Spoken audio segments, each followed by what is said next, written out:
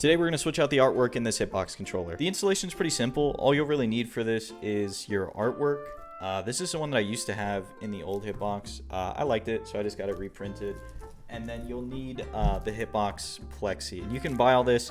I think I got it on Focus Attack. So they'll print it for you, and then you can buy that clear Plexi. And you'll see why you need the clear Plexi in a minute here.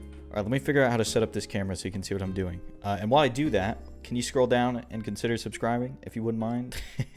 Give me 1 second. So first thing you're gonna do is turn your Hitbox over and just take out these 6 screws. Those 2 in the middle, this one and this one, might be hex heads. It depends on what model of Hitbox you have, but you're just gonna remove all 6 of them and then take off the back plate. And this is where your PCB is, all your buttons and everything like that. All right, now before you get too crazy and start pulling wires out and all that, just take a few pictures, okay? Take a few pictures, maybe draw yourself a wiring diagram, because we will need to remove all of these buttons and all of these wires and then have to replace them when we put the buttons back in. So you need to know where everything goes.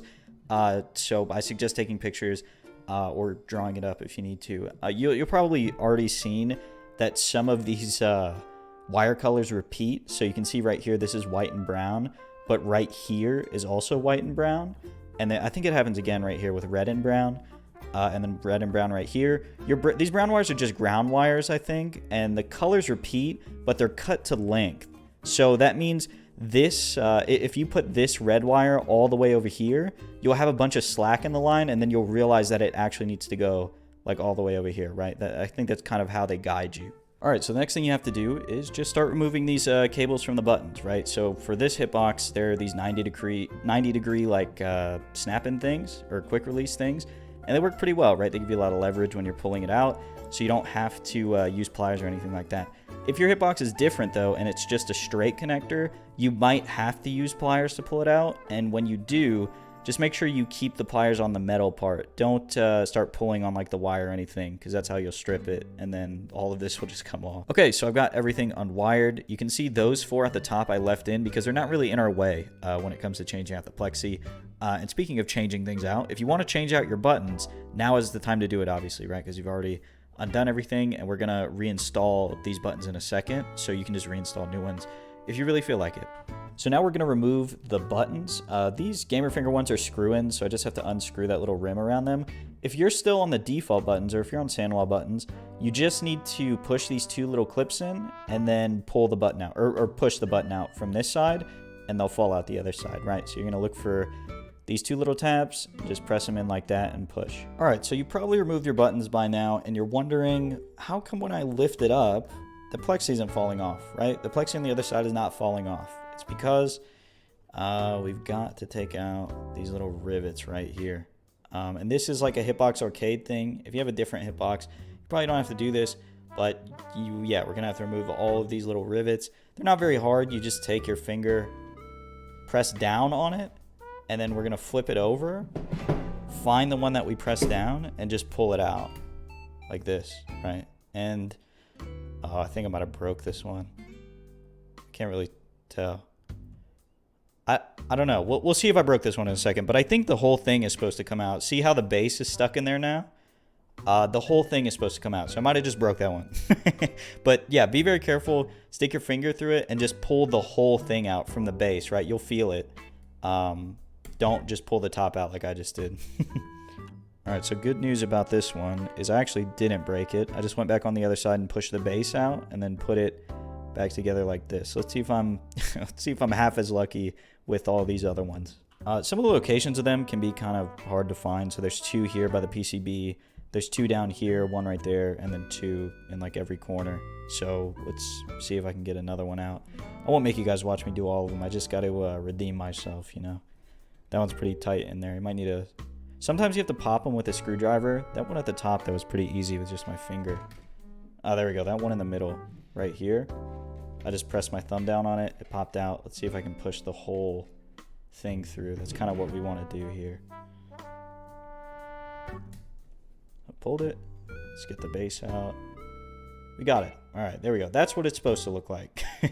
So once you've got all the rivets out, this Plexi will be loose. You can just take it off. And now you see why you have to buy a whole new one, because this one is like painted or screen printed or something. So you can't see through it, right? It's not a piece of paper underneath. It's actually the Plexi itself. And you're going to want to keep that because if you ever want to return it to stock to sell it, you're obviously going to need that plexi. So just keep it somewhere safe. But for now, though, let's get our artwork out and start trying to line that up.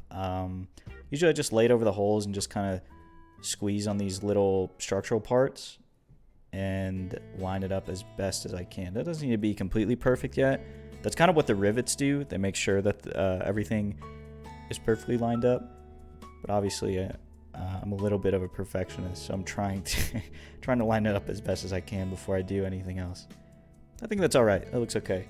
And then next, we're just gonna get our plexi and then lay it on top. And it might shift. The artwork might shift underneath a little bit. I think I got lucky this time. It doesn't seem like it shifted too much. And that should line up with these holes pretty well. You can see here, though, these holes aren't lined up. So it's going to take a little bit of guesswork until we get those rivets back out, and then it'll kind of line it up for us. I think that's pretty good, though. It looks pretty good. And now what you're going to do, I mean, you could put the rivets in now if you wanted, or you can put the buttons in first. I usually put the buttons in first, but maybe I'll try the rivets this time, now that I'm thinking about it. Now, the reason why I personally think I'm going to do the rivets first is because these gamer finger buttons are screw-ins, so they're not going to hold the plexi in place like the sandwas do, because the sandwas, you just pop in there, and then they open up, you know, and they hold in place. These don't. I have to reach underneath and screw them in, so I think the rivets might be better for me. If you notice, I've already put one back in. There's a couple ways you can do it. So you see here, I separated the base from this piece, and then I just squeezed the base and pushed it back through the hole on this side. And I'm just going to stick this piece in here. The other way, the more difficult way that I've done it in the past is, let me look at this. My depth perception when I'm recording is so bad. I have to look at the thing itself. So that's one way to do it. The other way I used to do it is I would just squeeze it and then force it through the hole and just push it all together, like all as one unit. The problem with that, though, is that sometimes it will lock up like this. See how it's like already engaged? So that's kind of a problem with that. The easiest way is probably separating them. You can put the base on the bottom side. You can reach under and just push it into the base, or you can push the base in first and then push the pin in like I did right there. So like for this one down here, I've already separated the base. I have it right here. I'm gonna squeeze it, and then I'm just going to force it right here. It's not too hard. Like it already went in. You don't have to squeeze it ultra hard. And I'm just going to take this piece and just stick it in the top to secure it. And I'm going to do that for every single one. So I've got all the rivets in. If you remember at the beginning, there was this one that locked up. And the way that I undid it is I just grabbed one of those little feet on the base, and then I pulled the top out with a pair of pliers. I held down the base with a pair of pliers, and then I just pulled that top piece out. That was probably the hardest part of this entire build, and it was completely unnecessary. I just messed up. So now what we need to do is just put all the buttons back in. If you're a sandwall boy, of course, you have your little snap-in buttons here. You're just going to take them, find the hole, and then pop it in there. And then maybe put your finger around the rim to make sure it's in there securely, and you're going to do that for all your buttons. If you are like me, and you have screw-in buttons like this, obviously you need to put it in to this side, and then you'll turn it over and screw it in for every single one. Now, whenever you turn it over, this is up to you. Whenever you turn it over, you can wire that button up right then and there, or you can put them all in and then wire them all up. I personally like to put one in and then wire them up as I go, so by the time I'm done, everything's all wired up and ready to go. So that's how I'm going to do it here.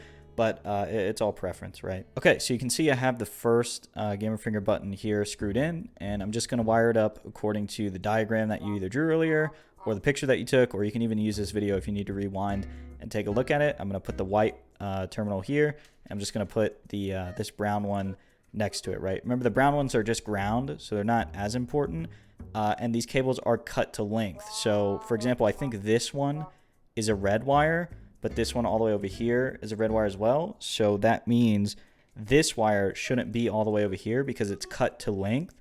And that means there would just be a bunch of slack, right? So you want to find the red wire that's close to this button, which I think is this one right here. So yeah, that's what it should look like. And I'm just going to do that 11 more times for the rest of the buttons, and we'll be good to go. All right, everything's all wired up now. You can see everything's all wired up. And we're going to hop on Street Fighter 5 and test our buttons out before we close it all up. All right, let's test everything out. You can see here on the screen, that's like the button tester thing in Street Fighter 5. I'm going to do left, I'm going to do down, I'm going to do right, up, light punch, medium punch, heavy punch. I think this is my V trigger button. Yeah, V trigger, medium kick, light kick, heavy kick, and then this one is V shift. And then of course your up button again. It does help if you just mash them out a little bit to make sure you're not missing inputs. Do a little bit of this, a little bit of that. Just make sure you're getting an input every time you're pressing the button, because sometimes there could be a short, or like sometimes these plungers aren't pushed in all the way, and then you don't get an input every single time you press the button. But it looks like we're good. Looks like we got it first try. Here's a final look at everything. It came out pretty well and was pretty seamless. I've done it a couple times before though. Definitely these rivets are probably where a lot of you guys are going to get hung up on, because these things work really well when they're in place, but when you're trying to reinstall them, things can happen, right? But yeah, that's gonna be it. If you have any questions, or you have any difficulties while you're trying to do this, leave it down in the comments below and I'll try and answer it to the best of my ability. Thanks so much for watching, and if you enjoyed, please consider subscribing.